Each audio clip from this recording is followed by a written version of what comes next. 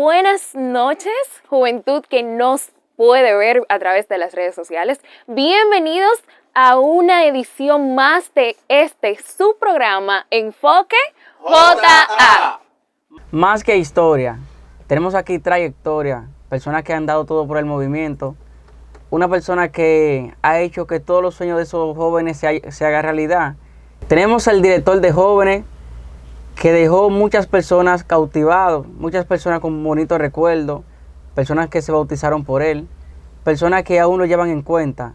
Es una persona que a pesar de todo ha dejado un sendero por donde nosotros podemos caminar con seguridad. Es una persona que tiene sentimiento por el movimiento y ama a la juventud adventista. Con nosotros tenemos a Héctor Lizardo, el cual es la persona que nos va a cautivar con los bonitos consejos. Se va a desbordar con nosotros. Pastor, bienvenido.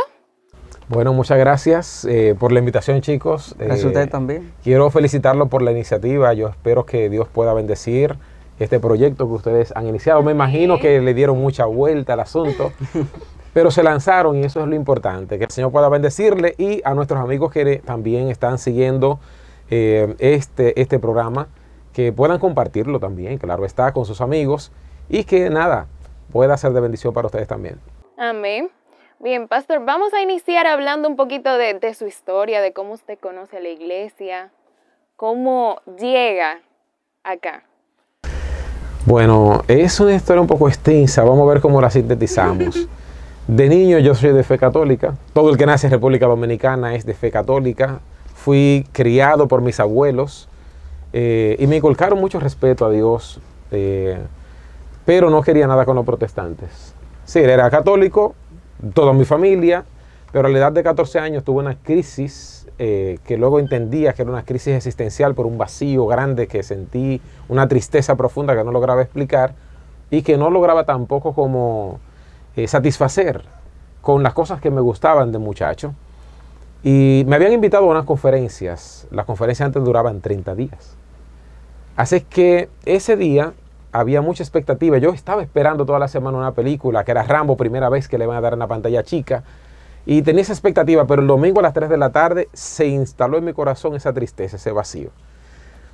Cosa ya como de 3 horas después de eso, ya a las 7 de la noche, le digo a mi papá, me voy para la iglesia. Me salió no sé cómo ni de dónde, pero recordé que me habían invitado a las campañas. Dije, bueno, ya está la última semana. Y le dije a mi papá, cosa extraña, mi papá me dijo que sí sin pensarlo. Así que él no acostumbraba a dejarme salir ni siquiera al lado después de las 6 de la tarde. Aproveché la emoción con la cual él respondió y me fui para la iglesia. Y cuando duró un ratito ahí fuera de la iglesia, escuchando, viendo una multitud de gente, las piernas me temblaban porque me dio pánico ver tanta gente junta. Y un amigo de la escuela me agarra, me va afuera, tengo un asiento para ti. Yo entré por esa multitud, estaban predicando y desde que me senté, paz. El Espíritu hizo su trabajo. Una paz, una tranquilidad que no logro explicar hasta el día de hoy. El Señor comenzó a obrar y eso me ha mantenido en la iglesia. Qué bueno.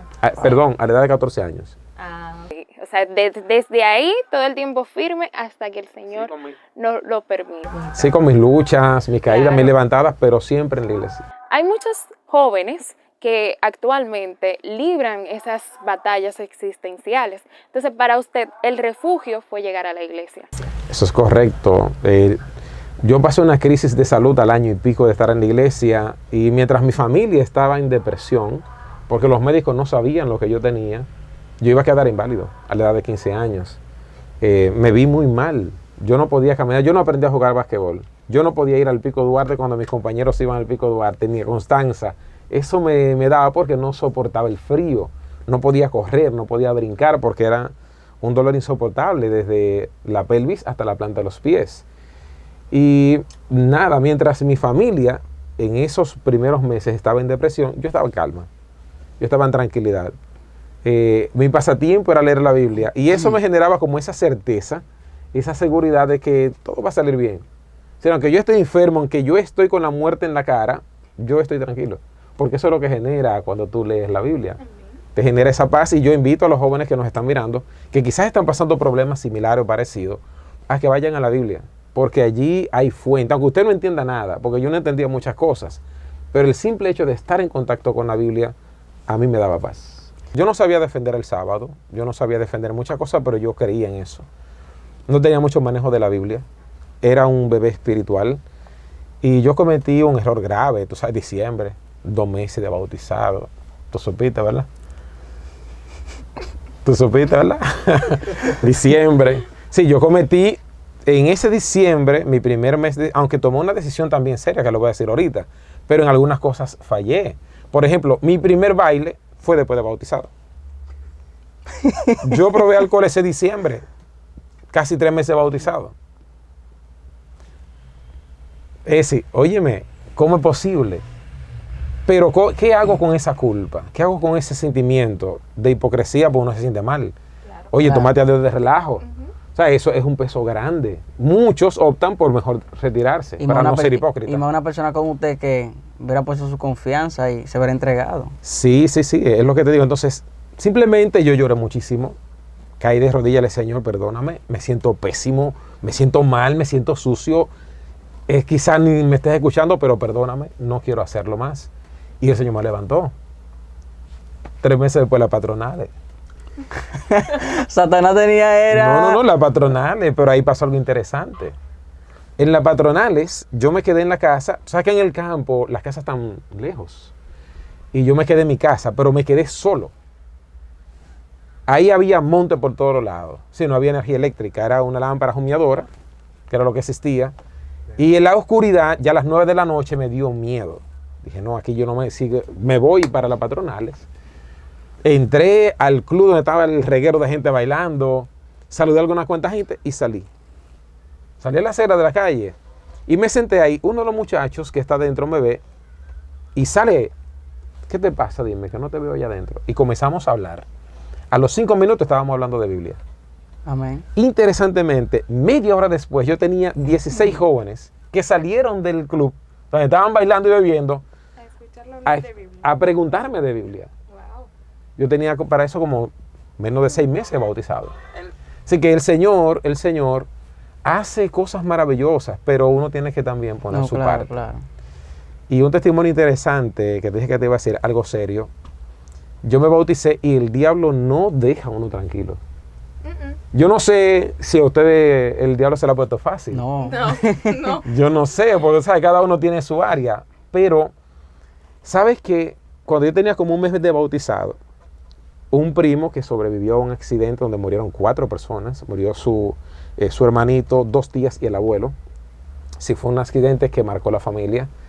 Mi papá lo adopta a él como su hijo y lo cría, lo educa, paga su educación y todo. Ese muchacho era jefe, era subgerente en la única envasadora del país, Agua Orbis. Y me dice a mí, al mes de estar bautizado, te tengo un trabajo de medio tiempo, de lunes a sábado. ¿Tú supiste, verdad? Pero ¿cuánto yo iba a ganar en eso? Mi papá ganaba en ese tiempo, en 1988, 300 pesos. Yo Mucho iba a dinero. ganar medio tiempo 1,200 pesos. Si yo iba a triplicar el salario de mi papá. Una oferta interesante, Oro. ¿no? Claro. Eso era el desarrollo de la familia. En estos tiempos, ¿cuántos serían? Bueno, tendríamos que no he hecho ese análisis. Pero el punto es que yo dije que no. Y fui persistente en eso. Eso trajo otra consecuencia, que yo pagué como casi 20 años de mi vida. Porque afectó mi estima. Si mi papá la cogió conmigo, me humilló. ¿Por qué? Porque él entendía que yo no quería el desarrollo de la familia. Él no entendía el asunto espiritual. Y créeme, eso marcó mi vida, que me tiró la estima por el piso. A ese nivel. Me imagino, porque era una entrada mucho más cómoda que si él tenía 2 trabajos iba a poder tener uno y la familia se iba a abastecer. Pero claro que sí, claro que sí. Pero hay cosas espirituales que valen la pena. Claro que sí. Yo no lo entendía plenamente como lo entendí después, pero aún eso fue al mes de yo estar bautizado. Yo sabía que a Dios no le agradaba. Y yo traté de negociar con mi primo, que era jefe. Que le cortara un día, que lo trabajaba de más en Que la se lo semana. pagara a otro.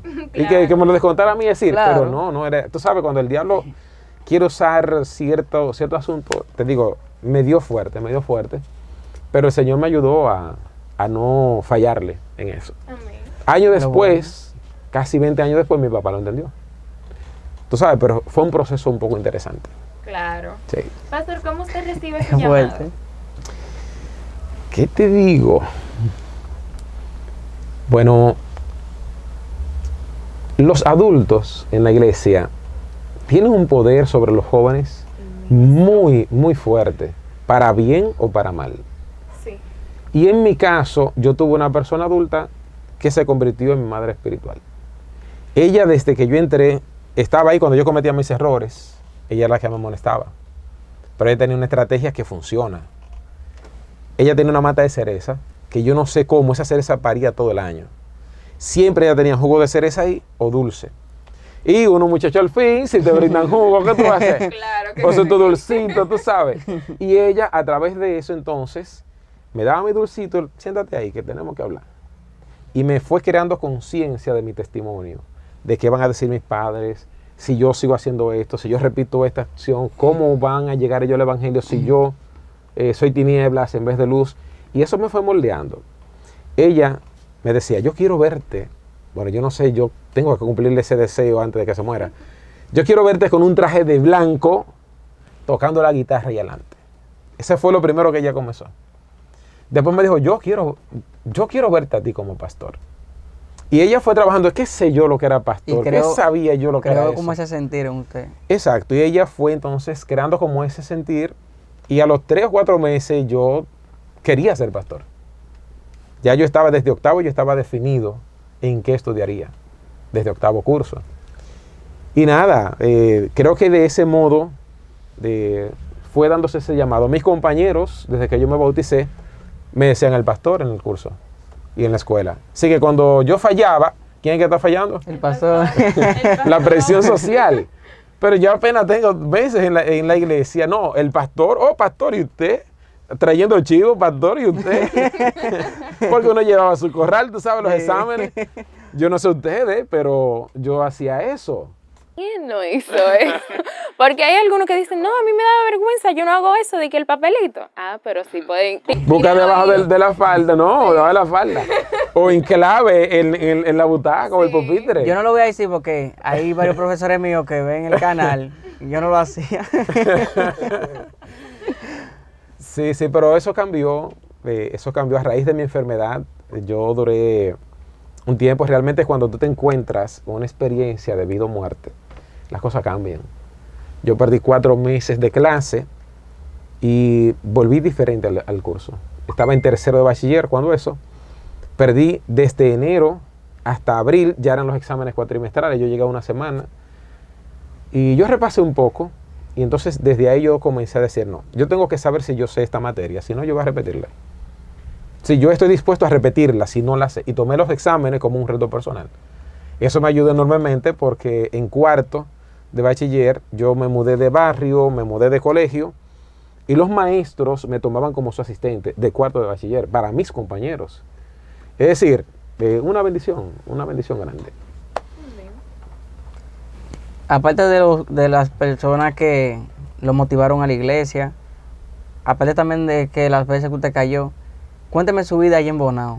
Si fue allá que estudió teología. Sí. Bueno, antes de llegar a Bonao, mi padre cuando yo terminé el bachiller quería que yo estudiara informática, que era la carrera de la década. Y era cierto, mi papá era muy visionario. El internet apenas estaba comenzando a llegar al país, la telefonía apenas estaba comenzando a desarrollarse. Y ya él quería que yo fuera licenciado en informática. Pero a mí no me gustaba eso. No me gustaba para nada eso. Yo iba a la UAS, yo estudié en la UAS un año, y un estudiante de 95 está sacando 68.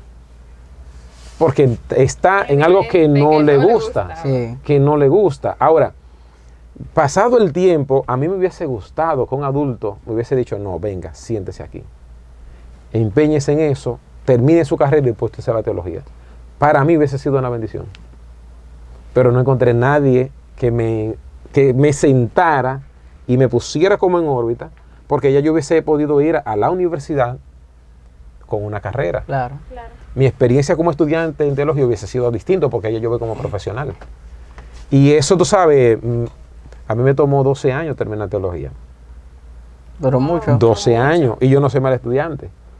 Pero circunstancias de salud, por ejemplo, yo estudiaba un semestre y el otro no podía por salud o por falta de dinero. Sí, fue un proceso interesante. Y luego perdí 5 años. Entendí muchos años después que fue por falta de fe. Es decir, Dios va a tratar contigo para enseñarte una lección. Depende de ti si la aprendes rápido o te toma mucho tiempo. O si Dios tiene que repetirte lo mismo para que tú aprendas la lección. Porque hay una lección en cada cosa. En cada crisis que nos llega, hay algo que aprender. Y lo que yo necesitaba aprender, no sé en qué momento lo perdí, era fe. Era confianza. Es fuerte. Es decir, yo luego lo entendí. Porque cuando volví, la situación era distinta. Ya yo estaba casado con un muchacho de camino. Es decir, ya antes yo era soltero. Y ahora voy con una carga más fuerte. Una responsabilidad diferente. Una responsabilidad distinta. Y volví sin dinero. Explícame. Es un reto. Volví sin dinero porque yo cuando salí dije, vuelvo con una carrera y con dinero. Pero no, volví sin dinero y sin carrera. Y sin carrera. Y ahí entonces tuve, sí, fueron 5 años de intensa lucha con Dios. Yo peleaba con Dios todos los días, constantemente. En algún momento yo llegué a tenerme lástima, me victimicé. Sí, tengo que reconocer eso. Pero cuando ya me di por vencida, le dije, Dios, ok, tú me estás llamando, yo volveré. Pero tú pon el dinero, yo no tengo. Yo voy a estar ahí. Y chicos, miren, Dios obró de manera maravillosa. Tuve compañeros que me ayudaron. Muchas veces llegaba a la parada de la guagua, del autobús, para llegar a la universidad sin dinero. Y que yo decía, bueno, papá, tú me quieres, mírame aquí. Claro. Y yo llegaba a la universidad sin dinero. Ellos hay jóvenes que quieren estudiar teología, pero que a veces a ellos se encantan porque dicen que van a pasar trabajo. A mí me gustaría que usted les diera un consejo para que ellos, a pesar de las dificultades que piense que van a pasar, también Dios va a obrar también en el proceso, claro. ¿Cómo es el proceso? Y si en verdad nació para ser pastor. El llamado se prueba. El llamado se prueba. Y si tú crees que la vida te debe algo a ti, la vida no te debe nada. La iglesia no te debe nada. Dios no te debe nada a ti. Sí, tú tienes que estar claro de eso. Propóntelo. Hay un precio que pagar. Todo en la vida cuesta. Todo en la vida cuesta. Y el Señor ha prometido algo. Él va a bendecir tu esfuerzo. Amén. Es lo que yo tenía que aprender. Yo me esforzaba. Yo no conseguí trabajo estable. A mí me rechazaron, después de elogiarme, más de 30 empresas. Decirte, óyeme, pero tú tienes todo el perfil para ser gerente en esta empresa, en poco tiempo, tú tienes facilidad de expresión, tú tienes presencia, tú sabes, la iglesia pone uno bonito, la iglesia pone uno bonito, claro, y esa educación, la iglesia nos enseña a hablar, ¿sabes? La iglesia nos enseña a comportarnos, y con ese perfil, oye, tú puedes ser supervisor, tú puedes ser gerente, tú puedes ascender rápido aquí, pero no podemos hacer el trabajo por el sábado. Si eso te va metiendo para abajo, tu estima, te elevan y de allá al piso. Bueno, Dios obró. Un problema. Yo no conseguí trabajo porque Dios no tenía eso en sus planes, pero yo veía otra cosa. Yo estaba mirando eso desde otra perspectiva. Y entonces comencé, tú sabes, a echarme al menos yo mismo por el piso. Ya yo no hablaba como ese líder que tenía confianza. No, ya estaba inseguro. Tú sabes, ya yo no... Calladito me veo más bonito, tú sabes. Pero Dios trabajó conmigo. Me tomó aprender esa lección casi 5 años. Y cuando volví ya, entonces Dios fue obrando. Yo me gradué con esa condición, esa circunstancia. Yo me gradué con un buen porcentaje, 3.47. No es malo de 4. Pero que pasé lucha, sí. Pero Dios, cuando yo actué, Dios también respondió. Por ejemplo, muchas veces en Bonao, yo no tenía para pagar el alojamiento de allá. Tienes que pagar donde vas a dormir. Porque eso cuesta, mantener eso cuesta. Si tú quieres 3 comidas calientes, tú tienes que pagar por eso. Pero yo no tenía ese dinero. Y Dios me sostuvo a mí. Con lo que algunos compañeros me sacaban un vasito de gelatina, una torrejita. Y yo hacía esta oración. Señor, esto no tiene nutrientes. Yo no había comido nada en el día. Esto no tiene nutrientes. Ponle lo que haga falta. Esa era mi oración. Me comía eso con gozo como si fuera un manjar. Un manjar. Y déjame decirte que yo me veía físicamente mejor que mis compañeros. Amén. Me veía más saludable que mis compañeros. Y, óyeme, ellos estaban comiendo 3 veces al día caliente, pero Dios, yo entiendo que hizo provisión para mí en esas pequeñas cosas. Pasé trabajo, sí, por terco, porque no entendí la lección al principio y tuve que aprenderla difícil. Pero Dios, cuando yo tomé la decisión, estuvo ahí. Amén. Y fue evidente realmente. O sea que dentro de su fe eso fue un escalón vital para la fortaleza Claro, que usted claro, tenía. claro. Las crisis, Dios permite que lleguen a nuestra vida para algo. Sobre todo, muchas veces nos ayudan a crecer. Si lo tomamos bien, porque te digo, a mí me tomó 5 años entenderlo. Y sufrí mucho esos 5 años. ¿Sabes? Hasta que entendí y comencé a actuar por fe. Entonces ahí vi lo que Dios quería enseñarme. Por ejemplo, una de mis luchas era que yo tenía una deuda de 5.550 pesos en la universidad cuando salí. Y yo no lo había pagado. ¿Cómo yo voy a inscribirme si no pago? Yo salí en mayo, el 16 de mayo de 1997. No estaba nacida No había todavía. nacido. Y en el 2002, cuando tomé la decisión, lo primero que hice fue, voy a pagar, vine a pagar. 97 al 2002, ¿cuántos años van? 5 años. 5 años, literal. Así es que yo llevo mis 5.550 pesos. Mira, mi matrícula es 94.341. Tengo una deuda. Vine a pagar porque en enero me voy a inscribir. Ya yo tuve mi pleito con Dios. Ya es un problema de él el dinero. Así es que el muchacho me busca en la computadora. No me encuentra. Dura 1 hora buscando ahí. Se fue a los archivos que estaban en el sótano allá 3 horas buscando mi nombre. Y de allá para acá viene y me dice, pero muchacho, tu deuda fue pagada en el 98. O sea, esa fue una galleta sin mano. Dios me está diciendo que vaya, que vuelva a la universidad, que vuelva, y me insiste en eso. Y yo pensando en la deuda.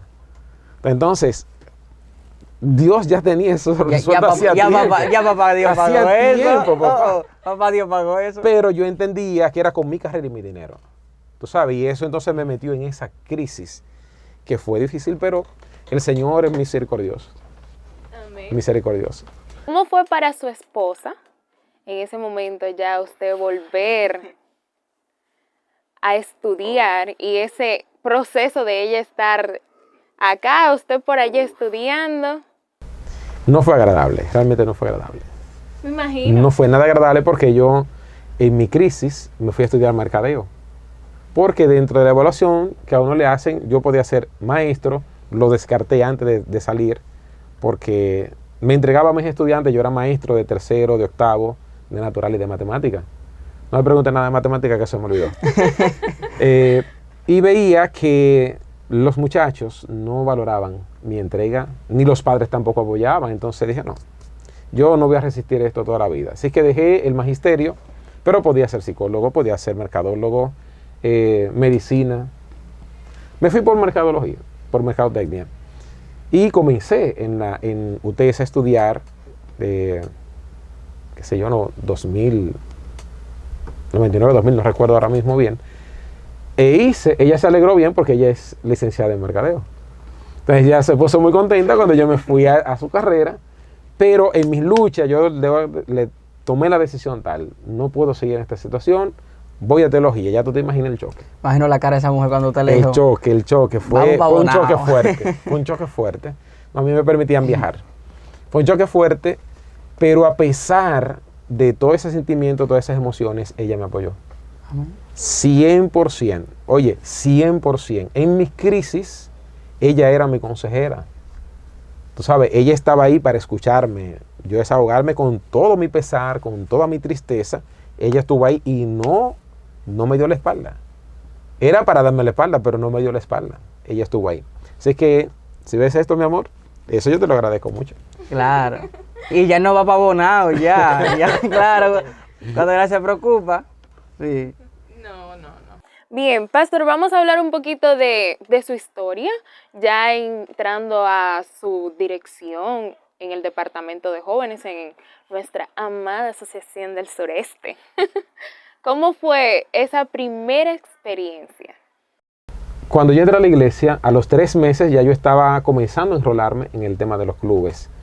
Me puso el director, sin nombramiento de junta ni nada, como secretario del Club de Conquistadores de mi iglesia Maranata, en el kilómetro 13. Un saludo para Edward Maleno, mi primer director del club. Y ahí comienzo yo a aprender. Mi primer curso de consejería lo tomamos en Los Alcarrizos, como a los 6 meses de eso. Y yo no entendía nada de lo que estaban diciendo. Para mí estaban hablando en otro idioma. Pero fue mi primer curso de consejería. Eso fue en 1989. Luego de ahí, entonces comienzo a escalar el año siguiente. Ya no soy secretario, ahora soy subdirector del club. Y comienza entonces mi proceso de conocer lo que es el Club de Conquistadores. Me encantaba, me encanta la naturaleza, la marcha, me encanta. Mucha gente cree que yo odio la marcha. Aquí mismo en Sol Naciente algunos pensaban eso de mí, porque yo paraba marcha. Pero no, lo que me gusta es que la hagan de la manera más adecuada. Así es que pasa el tiempo, me mudo del sector para el Isabelita. Allí comienzo también al poco tiempo a enrolarme, me nombra como director de aventureros, luego director de conquistadores, luego el director de los dos en el siguiente periodo. Estoy hablando de 1993-94. Éramos ACD. Para el que no le guste, yo soy ACD y yo no voy a negar mi historia. Así que haga la paz con eso. ¿Ok? Soy sureste, claro que sí. Soy sureste, soy A12. Tenía que arreglarlo, tenía que No, pero soy ACD. Mis orígenes son ACD. El de todos nosotros es ACD. Así que yo no sé por qué el pleito es ACD sureste. Así que suelten eso en banda. Así es que me mudo para esta zona de Los Mameyes, la Isabelita. Y ahí entonces comienza mi desarrollo como en el área de jóvenes y de conquistadores. No sé qué le llamó la atención al director de jóvenes del entonces, el pastor Héctor Leger, a quien le tengo en alta estima. Fue un líder que influyó en toda una generación y yo estoy incluido en esa. Le debemos mucho al Pa Leger, así de cariño le decíamos. Su ejemplo, su modelo, su liderazgo, yo tengo mucho de eso. Tengo mucho de eso. Y no sé, yo había tomado una decisión de no avanzar más de explorador, porque veía el liderazgo que estaba saliendo de los clubes y no me inspiraba. Wow. Así que yo decidí por muchos años, como 5 o 6 años, explorador. Yo soy un sargento que prepara generales, pero de ahí no me hablen de guía ni de guía mayor, no quiero nada de eso. Porque todos esos guías mayores yo me lo he hecho aquí, en lo que quieran. Porque realmente había mucha, no sé, como estaban siendo flojos los evaluadores y los instructores. Había deficiencia. Había indisciplina en líderes que se supone que tienen que ser modelos de los más pequeños. Pero entonces eran los desordenados en las actividades, eran los malcriados, entonces no. Y entonces, siendo explorador, llega al país el modelo de coordinador de áreas. No era zona, era áreas. La zona de nosotros era el área 7. Eso es Villa Duarte, Los Mameyes, Osama, todas las Américas hasta Boca Chica. Y el director de jóvenes, no sé qué vio en mí, que a mí me eligió como Coordinador de área. vicecoordinador de área, siendo explorador.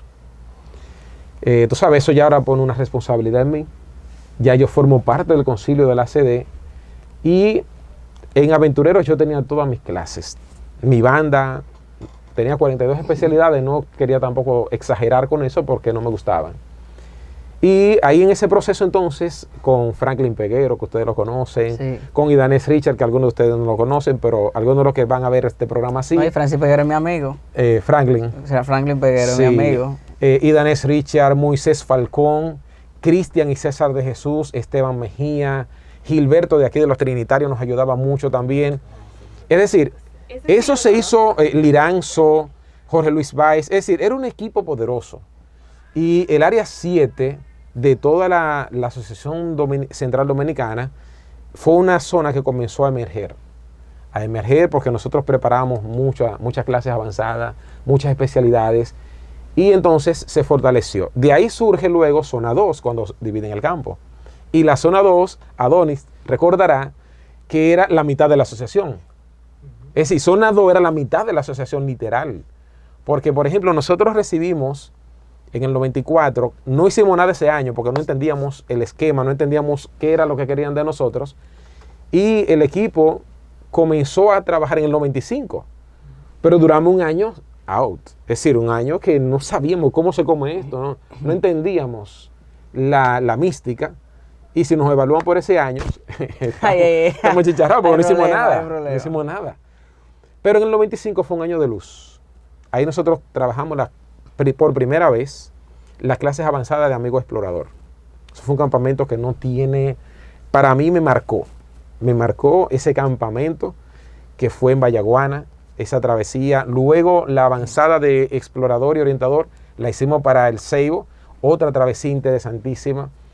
Y ese periodo entonces va creando como la base para el liderazgo porque tú vas creciendo. Claro. Si la iglesia reconoce bien tu trabajo, entonces eso es un respaldo para tu liderazgo. Y en esa parte nosotros habíamos recibido 1 o 2 escuelas de guías mayores. Al año y medio teníamos como 11 escuelas de guías mayores. Wow. Hablamos de Villa Duarte hasta Boca Chica. Clubes de aventureros, habíamos recibido como 4. Teníamos 17 clubes de aventureros. Ya levantado por el equipo de la zona. Y fue un maravilloso logro. Fenomenal, fue fenomenal. Escuelas de guías. Nosotros llegamos a tener como 2 escuelas de guías en esa zona. Estamos hablando desde 1995 como hasta el 97. Y eso entonces hace que uno, tú sabes, vaya siendo visto por los demás y creando también, tú sabes, tu background. En ese periodo también, no me gusta hablar mucho de eso porque no me gustan las pantallas, pero no existían los aventureros como tal, el club de aventureros. Así es que con Idanés Richards me reuní con el pastor Héctor Lejer y le planteamos la necesidad de formar la comisión de aventureros. Y no recuerdo mucho los nombres de quienes me acompañaron. Fui designado por el pastor Lejer como el director de esa comisión y ahí me acompañó Luisa Pérez, me acompañó Idanés Richard, Jorge Luis Báez, Loida Montero de la Iglesia de la Paz y no sé, Luisa Pérez, que es de aquí, de la zona número 5 me parece que es Luisa Pérez. Y sabes, se dio como una circunstancia muy favorable. Yo fui evaluador en la comisión de la ACD, luego dividen el campo.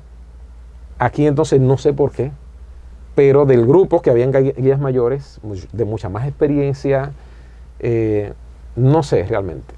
Miguel Rincón, que era el papá de todos nosotros, un día estamos pintando ahí un residencial en Isabelita y me dice, mira, tú vas a ser el asistente del director de jóvenes. Eso a mí me puso mucho nervio, demasiado nervio, pero tratamos de hacer lo mejor posible. Y ahí entonces comienza el periodo, mi acercamiento más directo ya aquí a la misión. Fui director asociado de Aquino 2 periodos, de Bienvenido Javier 2 años, de Vianel un par de meses, luego de Robert Hernández 4 años, y entonces ya luego llegamos al 2015, donde la iglesia entonces me designa como directora de jóvenes y de comunicaciones del campo. 2015 hasta el 2019. ¿Quién iba a pensar que de pequeño ese vacío que tú tenías iba a traer tanta trayectoria? Sí, fue un logro inmenso. El Señor tiene sus planes. Sí. El Señor tiene sus planes. Pero cuando usted ve el club hoy en día, ¿qué usted ve? Si me puede formular esa pregunta, no sé. Usted ve el club en la actualidad y dice, o sea, es algo personal para usted. Si ha mejorado, si han visto baja, si el club ha cambiado su visión, si el verdadero propósito que se creó el Club de Conquistadores de conquistar almas para Cristo se ha perdido, que si esa educación que se le estaba brindando antes ya no existe. Me gustaría que usted me diga, bueno, a nivel personal, no se sienta... Sí, verá, eso tiene su fluctuación y depende del líder. No hablo directamente del director de jóvenes del campo, sino del líder local, porque donde se da la transformación es en la iglesia local. El líder del campo tiene un momento que es el campo, punto. Pero quienes influyen en los niños, en los adolescentes y en los jóvenes son los líderes locales. Y eso tiene su fluctuación por lo que decía antes. Somos humanos, tenemos altas, tenemos bajas, tenemos áreas de fortaleza, áreas a mejorar. Y el líder da lo que tiene, no puede dar lo que no tiene. Si tenemos la desdicha de elegir a un director de un club X que no es espiritual, ¿qué va a darle? Lo que tiene. ¿Entiendes? Entonces, esa generación va a ser impactada por ese líder, que la iglesia quizás lo elige porque es el que es más carismático, lo elige porque es el que es más popular, pero no, hay que elegir a la gente que también puedan aportar en lo espiritual. Amén. Aunque no sepan mucho de marcha, van a aprender. Claro. Dios capacita al que llama, ¿no es lo que decimos? Sí. Entonces, precisamente a veces esas fluctuaciones y esas bajas en la filosofía, en la metodología, en los objetivos, en los propósitos, se da precisamente por ese elemento. Voy a reitero que es natural, es normal porque somos seres humanos. Yo pienso que el Club de Conquistadores sigue cumpliendo su propósito, el de Aventurero por igual, los guías mayores, y los líderes deben prestar atención a los resultados que están viendo, no en un trofeo, no en que lleve tanto al Campori. ¿Por qué? Porque yo puedo llenarte mi escuela de guía para el Campori y llevarte 60, pero y en el año entero nada más venían 10. Es decir, no te fijes en un número.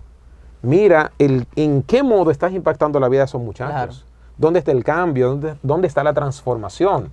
¿Son mejores estudiantes? ¿Son mejores hijos? ¿Son mejores cristianos? Eso hay que tenerlo pendiente. Claro. Si es que mi invitación para los líderes actuales de clubes es esa. Mira a ver los resultados. ¿Cómo están los resultados en tu club? No permitas que te desenfoque nada porque no te reconocieron en un Campori. Simplemente. Así es. Bien, pastor, ¿cómo fue ese proceso o cuál diríamos la pregunta fue la necesidad de usted llegar a ser el director de la escuela de guías de su distrito? Oh, mira, me quitaron la posibilidad de tener buenos líderes y allá yo tengo buenos muchachos, pero tenemos una necesidad de líderes que tengan la disposición, porque yo tengo líderes allá que son buenos, muy buenos en clubes, pero ya son padres de familia. La mayoría de los que tengo llegan explotados el fin de semana porque trabajan de sol a sol, obediencia al mandamiento, y ya el sábado en la noche quieren, pero sus fuerzas físicas no le permiten. Quieren apoyar, están allí, apoyan las actividades, pero la continuidad no les resulta posible y eso es entendible. ¿Por qué? Porque tienen unos muchachos que atender, tienen una responsabilidad en la casa, tienen responsabilidad en el trabajo, y aunque tengan el deseo, que ya no tengan las fuerzas necesarias.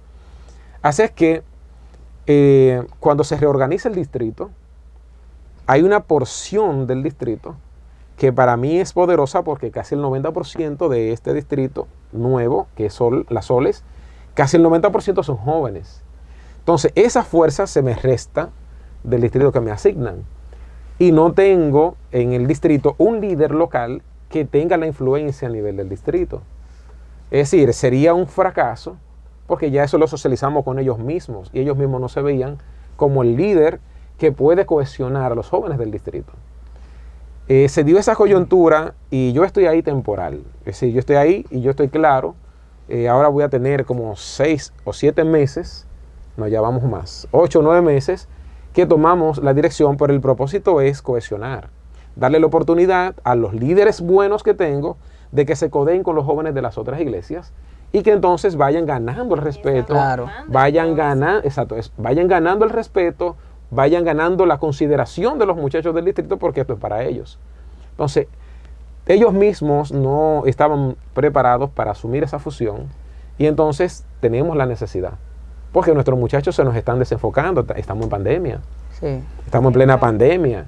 Entonces, estamos perdiendo influencia sobre ellos y tenemos que crear algo que les genere interés. Y eso era la escuela de guías. Entonces, ahí tuve que tomar el control de eso y nada, tengo un equipo excelente de líderes. Qué bueno.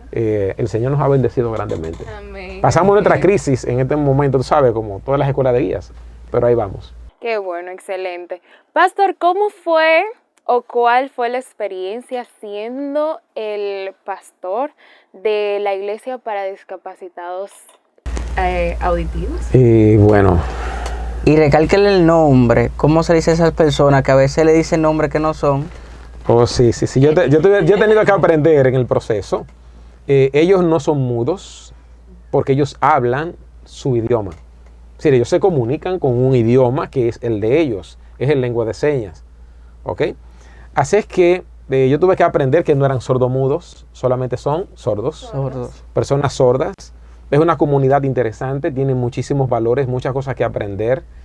Y bueno, la iglesia se llama Iglesia Adventista del Séptimo Día, que esa es la que tenemos todos, pero esta es bilingüe, porque hablamos español y también hablamos en lengua de señas, intercultural, porque estamos interactuando con la cultura sorda. Entonces, por eso es bilingüe intercultural, y el nombre que fue elegido en el consenso del equipo de apoyo es Efatá. Eso es en respuesta o en alusión a un milagro de Jesús que encontramos en Marcos 7:34, donde un sordo es sanado por Cristo. Y Cristo escupe, ¿verdad? Hace un lodo, pone su dedo en el oído, Efatá, es decir, sea abierto. Y también colocó su dedo en la lengua y también porque era tartamudo. Entonces ya ahora este joven escucha porque le fueron abiertos, Efatá, le fue abierto el sentido del oído y también su lengua fue suelta. Y la iglesia adventista no se ha quedado ahí, ha ido más allá y sobre todo, esas personas se le ha dado también el evangelio de Cristo. Eso es así, es la primera iglesia adventista. Hay otras denominaciones religiosas que tienen hace tiempo un trabajo que es loable con esa comunidad, pero para nosotros es nuestra primera experiencia. Y eso comenzó en el 2017. Lo que pasa es que este año ya se vio el fruto de dar el siguiente paso, porque eso viene por etapa. Nosotros tomamos un tiempo para investigar, analizar, evaluar en otros países si había, si funcionaba, cómo funcionaba. Vimos también como parte del proceso el recibir instrucción, recibir capacitación, captar personas que aprendan el idioma. Luego estaba la etapa de los clubes, porque podemos llegarle a través de los clubes a ellos, no por la iglesia. Claro. Y ya la tercera etapa entonces, que es la que entramos este año, es la iglesia para ellos. Con su idioma, allí no se habla el idioma español. Bien. Y ellos cantan, por ejemplo. Me he sorprendido con algunos de ellos que ya han tenido su parte especial, con la música funcionando. Tuvieron un evento en el campo. Sí, maravilloso, sí. Maravilloso. Entonces, ellos allí participan y se le habla y se le predica en su propio idioma. Nada más tenemos de ese grupo de sordos uno que es bautizado, pero tenemos 25 a 30 jóvenes sordos que asisten cada sábado con cierta regularidad y ellos están siendo instruidos. Sí, ellos no son adventistas todavía y van conociendo, ¿no?, la doctrina de la iglesia con el propósito de que algún día ellos sientan, ¿no?, verdad? Y puedan tomar la decisión de bautizarse con nosotros, claro, porque serían bien recibidos. Esta pregunta es para usted y no quiero que nadie que vea esta pregunta la vea como un poco incómoda, no es nada malo, solo que dos cosas que cambiaría hoy en día en el movimiento. Me sorprende con esa pregunta. ¿Qué cosas cambiaría en el movimiento? Bueno, necesitamos estar abiertos a actualizar. Por ejemplo, yo como líder debo estar abierto a una nueva generación. ¿Cómo le voy a llegar a esa generación? Yo tengo ese conflicto conmigo porque yo fui formado en la era análoga, pero ahora estamos en etapa digital, en una era digital.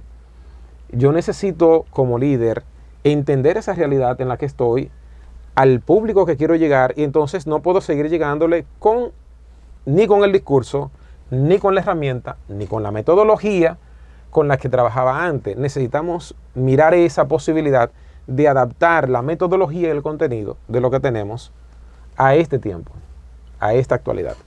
¿Qué otra cosa podría cambiar? El perfil. El perfil. Es decir, tú puedes ser muy bueno en clubes, pero si tú no eres un modelo, un ejemplo, como humano, es decir, yo estoy hablando dentro del rango, claro, porque no tenemos ángeles y no hay nadie tan bueno que no tenga algo de malo o negativo. Es decir, moviéndome en esa filosofía, en ese contexto, pero por lo menos hay un perfil al que tú debes acercarte. Si tú vas a trabajar con el Club de Conquistadores en tu iglesia local, voy a comenzar por allí, tú necesitas tener ciertas aptitudes y ciertas actitudes como persona, porque tú vas a modelar el carácter de esos niños. ¿Entiendes? Entonces, podrás ser identificado por esos niños como su ejemplo. Es su ejemplo, porque es el niño en esa etapa aprende por lo que ve, no por lo que escucha. Aprende por lo que ve. Entonces, si nosotros entendemos eso, no podemos traerle al que no tomamos en cuenta para más nada. debemos tomar en cuenta en ese aspecto, en esa área, a alguien que pueda darle un buen ejemplo. Yo también he cometido un error en mi proceso, y es que en algún momento le he dado más valor a la capacidad de la persona como para elegirlo para que haga una función que a su carácter. Entonces, más importante es el carácter Claro. que las capacidades, porque las capacidades se pueden aprender, pero el carácter, como tú formas un carácter de una persona adulta, que va a influir en niños, Difícilmente es trabajarlo. es muy difícil. Entonces yo trabajaría en esa parte. Lo hicimos durante ese periodo, del 2015 al 2019. No fueron perfectos los líderes que estuvieron conmigo, no. Todos son humanos, cometieron errores, cometimos errores. Tomamos decisiones que luego nos dimos cuenta que no eran las mejores, pero nos acercamos a dignificar mucho la imagen del ministerio, y puedo decir que no lo logramos al 100%, pero del 80 al 90% de las personas que colaboraron del 2016 al 2019 eran dirigentes en su iglesia local. Es decir, yo no puedo tomarte a ti para ponerte en una función en la asociación cuando tu iglesia local no te valora, por tu testimonio, por tu ejemplo, por tu compromiso con la iglesia local. Entonces, eso lo trabajamos, y creo que eso dio al campo cierta credibilidad, cierto empuje, cierta calidad moral, porque los que estaban al frente, en su gran mayoría, vuelvo y reitero, eran dirigentes en su iglesia local. No, y que es como usted dice, porque muchas veces no solamente nos basamos a lo que estamos viendo y nos quedamos ahí. Y rodamos y rodamos y rodamos y siempre seguimos ahí. Ahora yo creo que usted me le dé un consejo a esa juventud, a esos líderes que están hoy en día, que a veces sienten soltar los cargos, a veces sienten salirse de la iglesia, porque a veces no tienen apoyo de la iglesia, a veces no tienen apoyo hasta de su propia familia, a veces se sienten solos, porque me imagino que usted como líder le ha pasado en ocasiones, que usted dice, guau, pero no siento como apoyo de las personas que me rodean. Un consejo para esa juventud, que sigan luchando. Bueno, voy a diversificar un poco la orientación. A todo el que ha colaborado o el que está colaborando actualmente a nivel de iglesia local, pues vuelvo y reitero, es allí donde se dan las grandes transformaciones, o a nivel de la zona, o a nivel de la asociación. Realmente se valora mucho, se agradece mucho ese esfuerzo. Ustedes dedican tiempo, dedican recursos, dedican de sus capacidades, su talento de manera voluntaria, y eso se valora, eso se aprecia. La iglesia fuera menos efectiva y tuviera menos relevancia en la sociedad si ustedes no hacen eso. Es decir, el voluntario tiene su lugar, tiene su valor, tiene su valía, porque eso es importante decirlo. Gracias, jóvenes, por eso que ustedes hacen. Recuerden que esas funciones, tanto a nivel local, zonal o de la asociación, eso es transitorio. No se anclen allí, porque si usted no prepara un sustituto, entonces usted estuvo de más en esa función. Prepare un relevo.